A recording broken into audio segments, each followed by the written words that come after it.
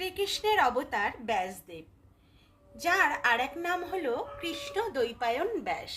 তিনি দ্বীপে আবির্ভূত হয়েছিলেন বলে তার নাম হলো দ্বৈপায়ন। এই কৃষ্ণ দ্বৈপায়ন ব্যাসের কাছে পঞ্চপাণ্ডবের অন্যতম ভীমসেন জানালেন যে তার উদরে বিক নামক অগ্নি থাকায় তিনি কোনো উপবাসই করতে পারছেন না, তাহলে তিনি কি করবেন?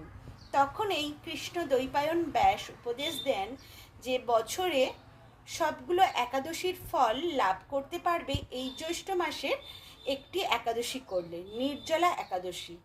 আর সেই ভীমসেনের নাম অনুসারেই এই একাদশীর নাম ভীমসেনী একাদশী বা পাণ্ডবা নির্জলা একাদশী। তবে হ্যাঁ, এটি কিন্তু মানুষদের পক্ষে একেবারেই প্রযোজ্য নয়, কেননা মানুষের উদরে কিন্তু সেই বিক নামে অগ্নি নেই। শুধুমাত্র এই পঞ্চপাণ্ডবের অন্যতম ভীমসেনের ক্ষেত্রেই এটি প্রযোজ্য।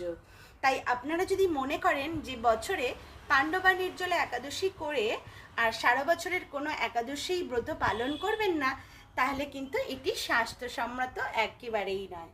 তাই আপনারা বছরে সব একাদশীগুলি কিন্তু পালন করতে হবে, কৃষ্ণপক্ষ এবং শুক্লপক্ষের।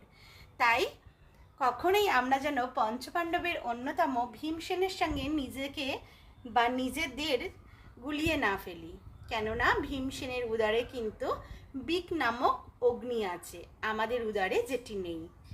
হরি বল, রাধে রাধে।